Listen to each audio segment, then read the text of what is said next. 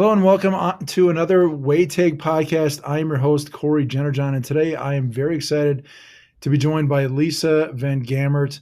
I'm very excited to have her as a guest, and I want to have her give her a little brief introduction about herself. Lisa, take it away. Hi, Cory. I'm Lisa Van Gemert, and I'm better known in gifted land as the Gifted Guru.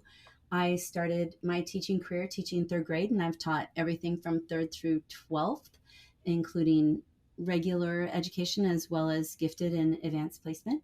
And now I basically would call myself a teacher's assistant. I create courses and write books and write curriculum and do professional development in order to help teachers who are teaching gifted learners. And I also do a lot of work with gifted learners themselves as well as parents.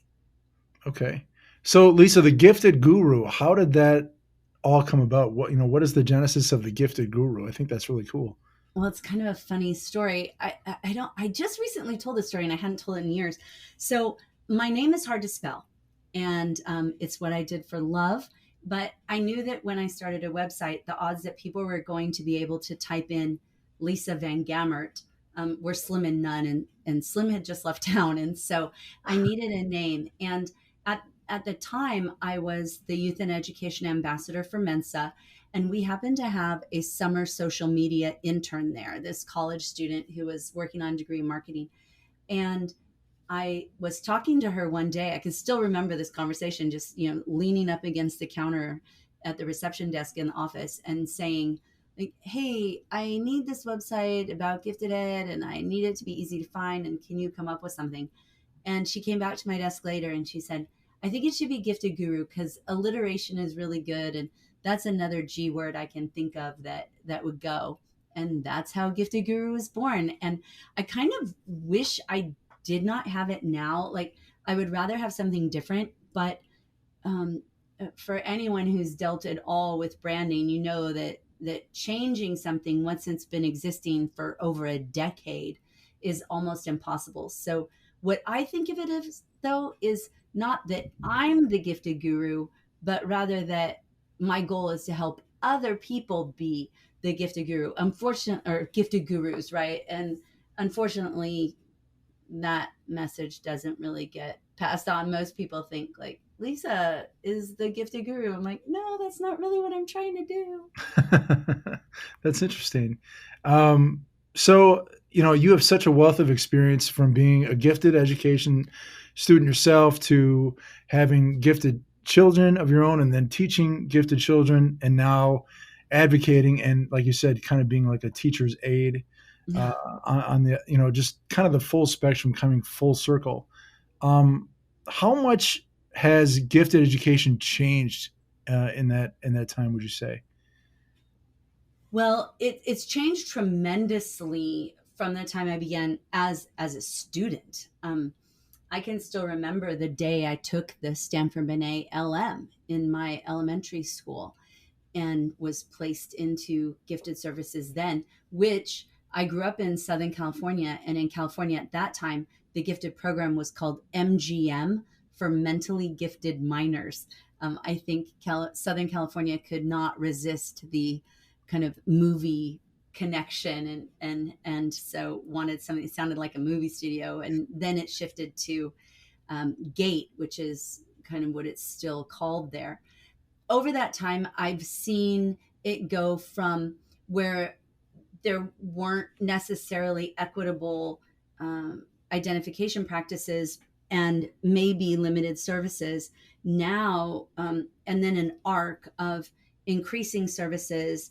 And then I would say in the last 5 years, an increasing misunderstanding of what gifted services are, and in a misguided desire to have equity, the disassembly of gifted services in lots of very large districts by people who don't understand. And so I think that now what we're seeing is lots of people trying to change the name in order to make it more palatable.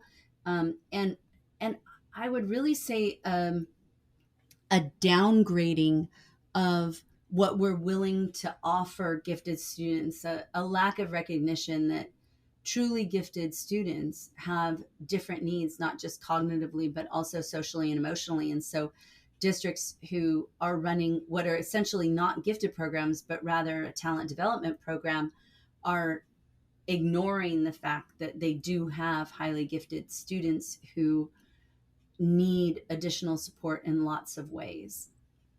That's interesting. Do you think, Lisa, has there always been a misunderstanding, like you said? Because I hear that a lot of how school districts nationwide really misunderstand what gifted education really is. Was there a misunderstanding 10, 15, 20, 25 years ago? I think the misunderstanding 20 or 25 years ago was the idea that, oh, they'll be fine, right? Like, in fact, I think there's a podcast about giftedness called They Will Be Fine. I was just a guest on it, and I feel like that's the title of the podcast. They'll be fine, right? Um, and I They're think good. Yeah. that was funny. That was the misunderstanding. Like that, oh, gifted services are nice, but they're kind of the chef's kiss of education. They're not the meal. But I Okay. think that now that is morphed into the misunderstanding that gifted education is elitist. Gifted education is almost racist. And that to me is such a shame, because when people view it that way and they dismantle gifted services, of course, if there are no gifted services, no matter how equitable you are in identification, nobody of any race, any culture, any language background is going to have a gifted program to get into. And so I feel like the misunderstanding has changed, although there is still this sustained idea that giftedness is an artificial construct. And I think that comes from over egalitarianism. This idea in our society that it's not a good idea to consider that some people may have different abilities than others. We accept it in things like sports and the arts, but we don't accept it in cognitive intelligence. And I've never understood that. Like, I'll be honest, I've been in athletics my entire life, and I've seen kids be able to play up a level, if they are very, very good. But that's a very good example. Why are kids not able to be challenged and do the same thing academically? I've never really understood that either. That's a really good point, and I've and I've never really got a straight answer. I've asked that question a few times, so that's that's spot on. I What have you figured out what the reasoning is? I think it goes back to some of the language that's actually in some of our founding documents of our nation, is like, we believe that all men are created equal. And we feel like that we misinterpret that to mean that everybody is the same. We equate equality of worthiness with sameness. And somebody can be worthy, like somebody can be equal in the sense of human value, but not equal in the sense of talents, abilities, interests. Um, we don't expect it anywhere else. Um, we don't expect people to be equal in their eyesight. We don't expect people to all be the same in their weight. We don't expect people to all be the same in their height. And yet, somehow, the idea that everybody's equal means that everybody has basically the same ability. That if we just give the right teacher, if we just pour enough money in, if we just pick the right curriculum, if we just fill in the blank, then no matter what the child's ability who shows up in the classroom, the right teacher in the right circumstance will be able to make that child into as strong of a student as a child who showed up with innate ability in that area. And that's just patently false. Yeah, that's wow. That's really interesting. You mentioned earlier about how some districts not they're not focusing on giftedness as much as they're focusing on like talent development. Talk a little bit more about that. What did you mean by that? So there has been a big move. It's still continuing, although I have seen a mellowing out of it as districts try to lean into this programming and find it doesn't really work that well. But there was a movement that began a few years ago in the interest of equity. I think it was well intentioned, um, and that was the idea that when you're testing, when you're doing identification and you're testing, that rather than using national norms where you're comparing students maybe in a very rural school district, impoverished school district, with national norms on tests, that you could end up identifying very few children. And you might identify children who tended to fall into a certain demographic. You're more likely to identify wealthy children, um, partly because money follows intelligence. That I could get off on that tangent. I'm going to come back to that thought. I really do want to come back to that thought because I think it's something that is at the heart of this issue. But so what they would do is, instead of using national norms, they would use local norms. So we would say, instead of looking for children who are in the 98th percentile nationwide or 96th percentile nationwide, we're going to look at kids who are in like the 90th percentile for our school or our school district, even if those children might be in only like the 80th percentile nationwide or even lower. And we're going to try to grow and develop those students who are scoring high for us. There is nothing wrong with that. It's a great idea, unless it also means that you're not going to recognize that there are students who are at that 96, 97, 98, 99th percentile nationwide, who then are going to have associated issues that you may be ignoring. And so local norms are great if you recognize that that doesn't mean that you get out of serving your truly cognitively intelligently gifted children free card, right? Okay. That doesn't mean you don't have to serve them, but that's how it's been used. We're going to use local norms, and that then to me is what I would call talent development. We're going to take the ability you have and we're going to try to grow that talent, as opposed to a truly gifted program, which is going to say, we're going to take the abilities you have, we're going to challenge those abilities, and we're going to support you where that super high ability causes you problems, where there's friction there in your social emotional issues, maybe even in your learning, insofar as you're going to struggle with mixed ability groups and some things like that. Okay. So talent development to me kind of sounds like just cherry picking the best from certain areas and only focusing on those. And it's kind of like, well, obviously, a student or a group of students are going to do well if that's their very strong suit. I mean, yeah, that's. No, that's not really what I'm saying. What I'm saying is, we're going to take a group of students and we're going to say that, if we compare you to the rest of the country, you don't do that well. But when we compare you to, or you're just kind of average or typical, but when we compare you to other students in our school, you're doing really well. And so Okay. we're going to serve you, or in our district, you're doing really well for your peers in your school or your peers in your district. And so we're going to call that our gifted program. But really, it's not truly gifted. Like, these kids do not necessarily have high IQs compared to the national norms. They do have high ability, perhaps, compared to other students in their area. And so, and by area, I mean geographical area. And so Okay. we're going to try to grow you. We're going to try to make the most of the best that we have, rather than say, oh, well, we didn't have any kids who scored in the 98th percentile, so therefore we're not going to have a program at all. Okay. So yeah. Okay. So we don't have kids that meet this, but we have kids that meet this. So we're going to narrow our focus. Okay. I see what Yeah. you're saying. Yeah. But the problem is, and so the reason that this arose was out of a desire to be equitable, which is a valuable and noble goal. We don't want children of color or children who are culturally or linguistically different to go underidentified, and they have for decades.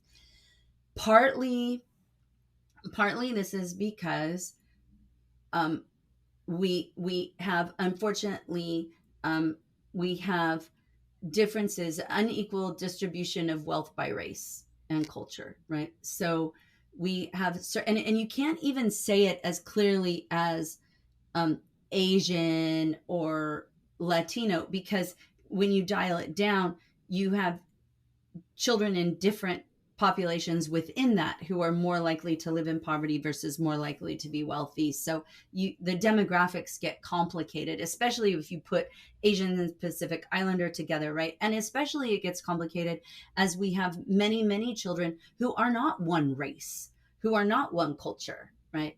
True. And when people do their DNA, they find out that almost everybody is mixed race, right? So what we have though is that overall, so that said, I just saying that as a caveat, overall in our country, and this is true worldwide, the majority culture tends to have more money as immigrant populations come. Like when my ancestors who were immigrants to this country came, they were very poor. You know, my great grandfather from Ireland in coming in the during the Irish potato famine, my great grandfather, my great grandfather coming in the Irish potato famine, they were dirt poor, like dirt poor. And then as they stayed and assimilated into American culture and got, you know, more, my grandfather didn't even graduate from high school. And then my father graduated from high school, and then I have advanced degrees. And so as that happens, then money follows that. Obviously, I'm going to be more successful than my grandfather who never graduated from high school financially. And so what happens is as people get more money, then they have more education. Typically, money is household income is correlated with educational achievement. And so as I get more education, my ability to learn grows. My desire for my own children to have better education obviously appears. I'm I have more access to money, so I have more access to cultural opportunities, educational opportunities. During the summers, my kids are going to camps and going to the library and doing things that children in poverty may not have the opportunity to do. And so as my children are exposed to those things, then they go to school and the teacher's talking about something and my kid's like, "Oh, I've seen that. Oh, I've been there." And so then they're able to develop neural pathways that children who haven't had those experiences don't develop. And so in education, the rich get richer in the sense of learning. So my children who go to plays and go to museums and you know, I my grandchildren now, I have grandchildren and they're going to concerts and their mom is taking them to the library all the time and they're reading and they're listening and they're having all of these experiences that is correlated with higher achievement. And so what we find is that it's not necessarily that children of any cultural group have an innate ability that's greater. It's that if you're growing up in poverty, you're going to have fewer experiences, and over generations, that takes its toll. So, equity is far more, in my mind, people would disagree with me. I need to say that. Lots of people would disagree with me. But in my mind, it's far more of a class issue than it is a race issue because wealth is part of what builds ability. The more IQ measures how able you are to learn, and the more you learn, the more able you are to learn. Every year of education can grow your IQ. IQ is malleable, and good nutrition affects IQ. And so people who have enough money to buy quality food and their children get enough omega-3 fatty acids that build the brain, right, from protein sources that are more expensive than inexpensive foods that lack those. And so we're trying to fix inequity in ability by making sure that high ability kids who are wealthy don't get the chance, right? We're trying to make it even, and by making it even, we've made it more inequitable than it's ever been because we're just getting rid of programs altogether. And there's nothing more unequitable than having no services whatsoever for anyone. Well, that's interesting. Well, the so then the question to that then, Lisa, is there any way to swing the pendulum back and try to even out the playing field, or are we too far the other way? Well, I think that some of these issues are not really gifted education issues.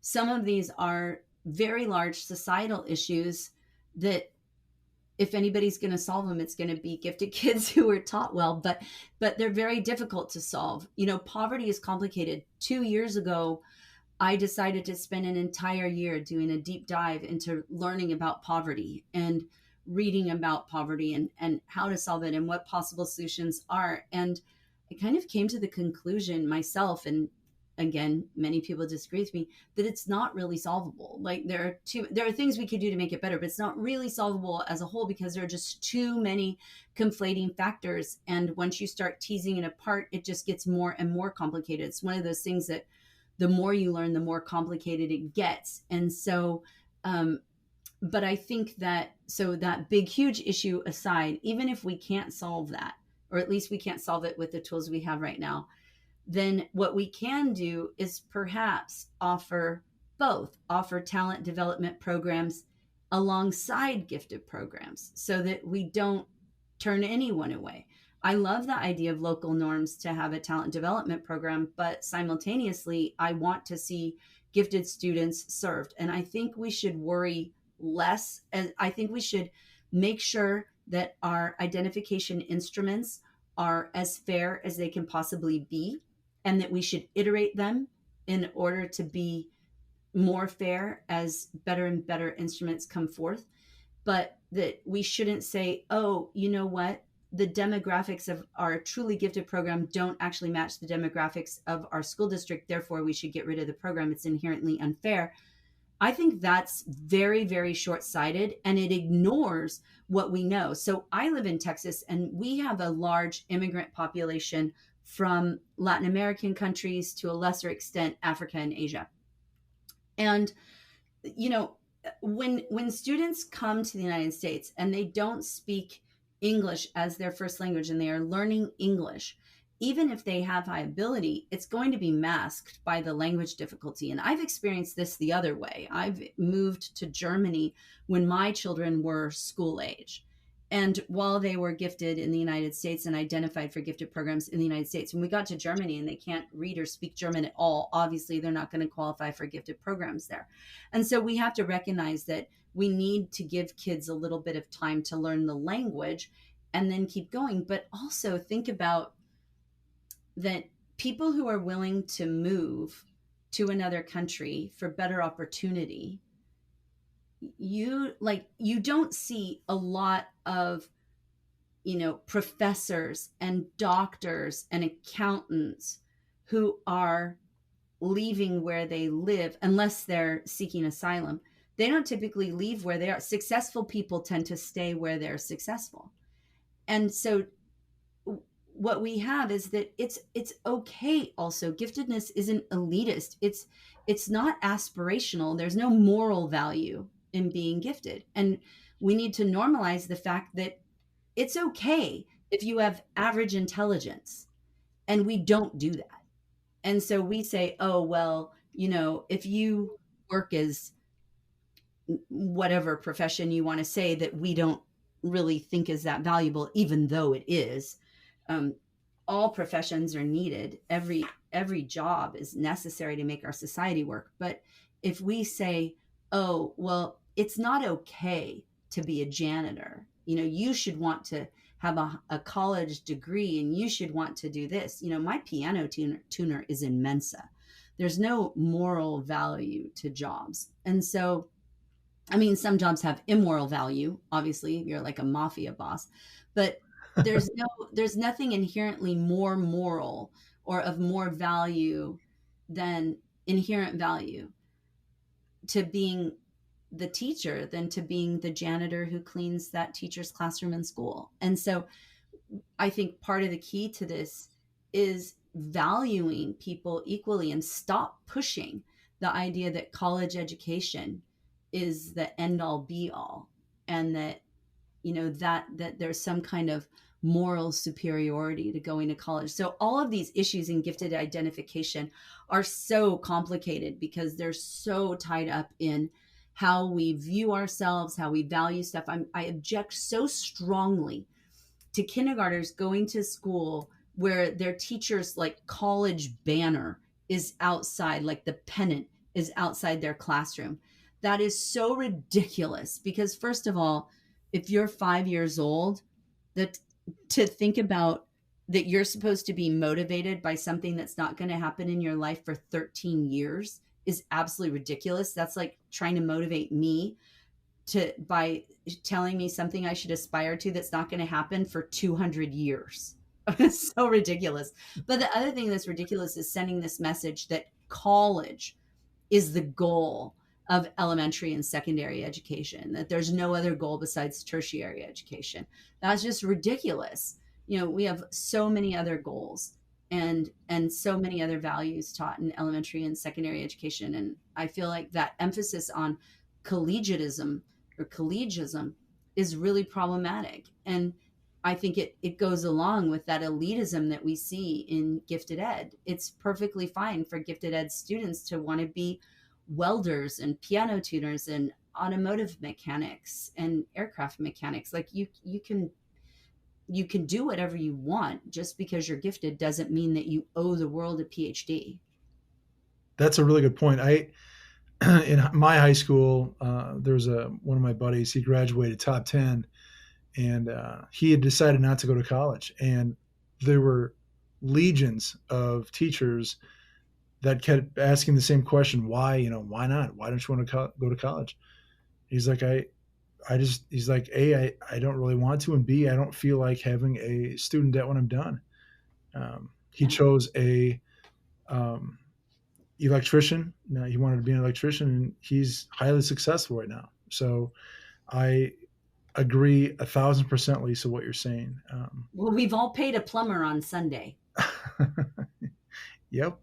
I'm not a handyman at all. I wish I was, because that vocation is very highly sought after right now. But yeah, I agree 100%. There's no, um, I think there's definitely an inherent value to going to college, but it's definitely not one of those things that has to happen. And like you said, it's not, there should be no value attached to it. And like you said too, just because kindergartner, elementary school, or even like you said, secondary, intermediate school, just because those kids see college banners in a room shouldn't behoove them to automatically click and say, by golly, I have to go to college because my teacher did. No, it doesn't. It doesn't, or it shouldn't work that way. I, I agree. And there are so many different paths, and there's paths open to all students. You don't have to be a genius to go to college, and you don't have to go to college if you are a genius. Like there's no correlation. Now, I love college. All of my personal children, all of them have college degrees. I collect college degrees.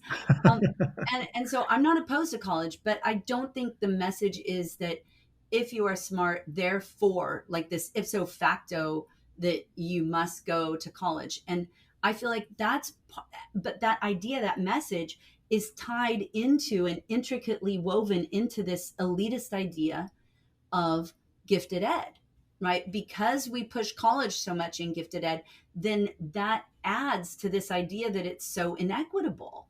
And I feel like if more people believed and understood that it's perfectly fine for gifted students to do all kinds of jobs and didn't push college so much, then we would be more likely to meet their needs in other levels of education. yeah, that's a very good point. So Lisa, in terms of equability, making things even for everybody, do you think like universal testing for giftedness is the right way to go? I think universal screening is an excellent first step. So if I were a district, and I just did some consulting with a district recently who's trying to iterate their identification process and policies. And one of the things that I talked about was the importance of having a very robust website where all of your policies and procedures are extremely transparent, where all of the offerings that you have are listed, where parents can look by school to see what services are offered at different schools within the districts and what they can expect. Um, I think that for identification procedures, that needs to be very clear. How do we do that? Allowing nominations. I'm in total agreement with NAGC about allowing nominations from the students themselves, even from peers, from parents, from teachers, from administrators. I think a lot of times we expect nominations to come solely from classroom teachers, and especially in core content areas. But, my daughter-in-law's sister is an elementary school PE teacher. And I think that like PE teachers, music teachers, art teachers, they see a different side of kids than what gets presented in the core content areas in a way that can lead, like when when a PE teacher or coach is explaining to students like a certain way to play the game, certain rules, they can tell they've explained those rules hundreds of times to hundreds of kids. And when one kid says, "Oh, so that means if you do this," they're like, "Oh, wow. Okay, that's not a connection that a lot of kids make." Those teachers need to be invited and encouraged to make referrals as well, because they see the kids in a different venue where a child may feel shy or insecure in a classroom, but they may come out, especially those kids who are linguistically different, right? Learning English, they may see some abilities that other people don't see. So encouraging nominations from a wide range of people and stakeholders. Um, Also allowing for some subjective measures. So inventories, portfolios of work. Some of these things are underutilized. And I also think that we need to make sure that we are having an array of instruments that we use. So rather than saying, oh, our district only uses COGAT, don't do that, because then your very wealthiest parents are going to pay for COGAT prep.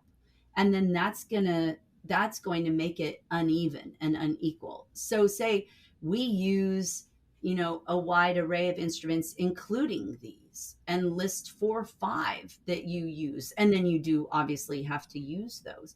But don't just marry yourself to one objective instrument. You want more than one listed, because they're not going to be able to, probably very few people would be able to do a ton of like test prep on 5 different instruments. I think that's an awesome idea, Lisa. How let's see the entire person, not just not just the regular core teachers, but the PE teachers, the world language teachers, the music teachers. Let's invite everybody else to the room and just see, let's see the full aspect of the student. I think that's an awesome idea. Well, you mentioned world language, and I hadn't mentioned that, and I completely agree. Like, if you have a teacher who's teaching world language, and they're teaching a student, like, let's say they're a Spanish teacher, and they're teaching the subjunctive tense, which we kind of have in English. We have a subjunctive voice. It's the fiddler on the roof. If I were a rich man, that's the subjunctive. But in Spanish, it's a full tense, and it's fairly complex for English learners, like people learning, Spanish learners who are native English speakers.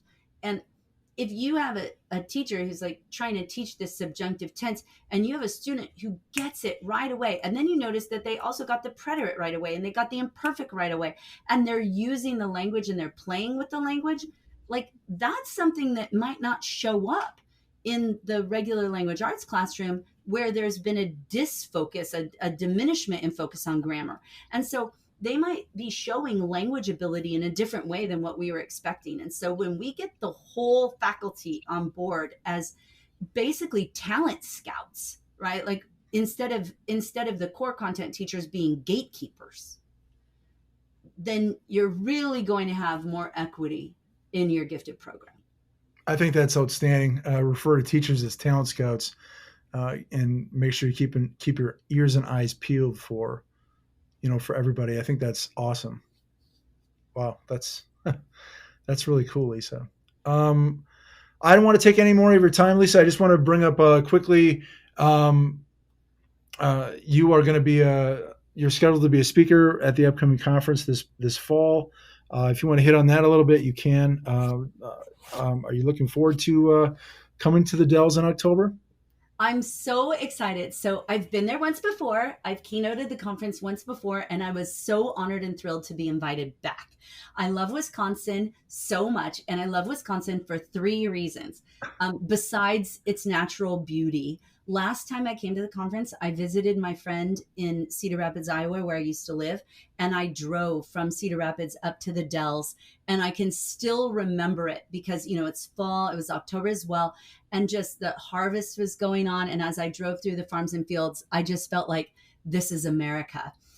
My German ancestors actually settled in Wisconsin and Minnesota when they immigrated from Germany. And so I feel lots of connection there. Additionally, I have a very good friend who lives in Eau Claire, Wisconsin. And my sister actually lives in Wisconsin. And for this trip in October, I told my siblings that I was going to be there. And so my other two siblings who live in Washington State are going to fly out. And after the conference, the four of us are going to get together and have a sibling retreat.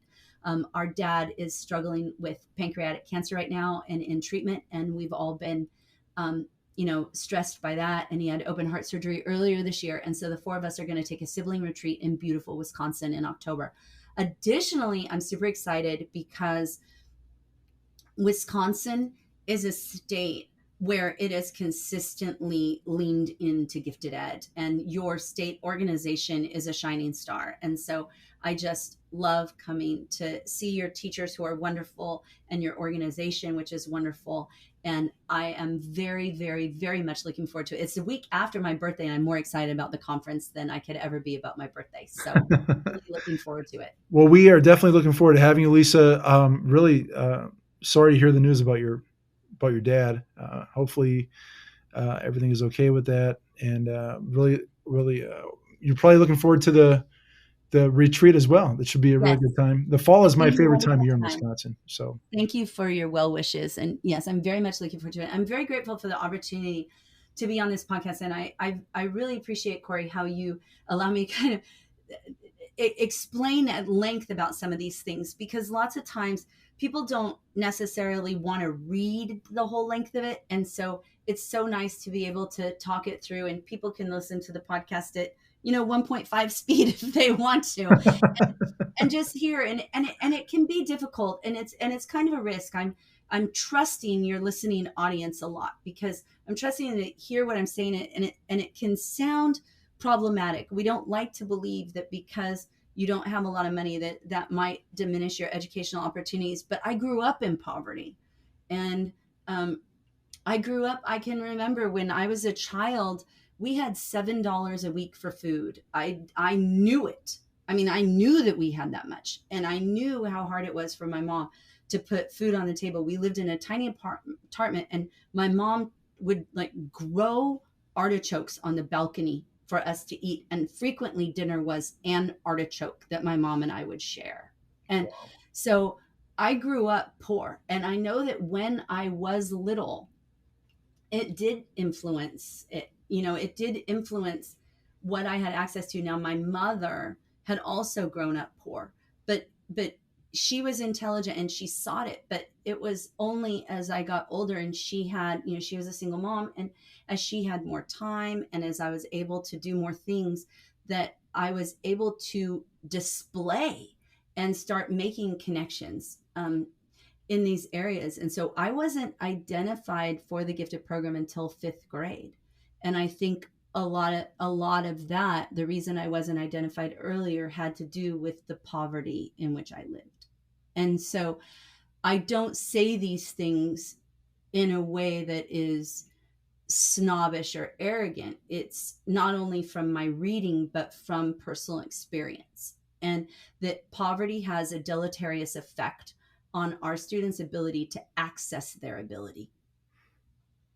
Wow, that's amazing. And I think that resonates a lot more, Lisa, because you've lived it.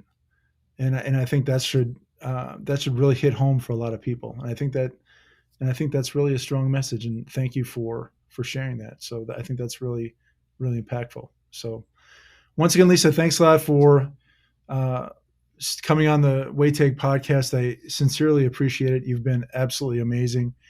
And we look forward to having you as a keynote speaker for the WATG Conference in October at Wisconsin Dells at the Wilderness. So Thank you it should so be much. amazing as well there too. I'm so sorry to interrupt. Thank you so much, Cory. Thank you for having me as a guest, and thank you to all of the listeners. And if you did hear this podcast, please come up and talk to me at the conference and say that you did, and we can have a little bonding moment. So looking forward to seeing everybody, and thank you again so much for the opportunity.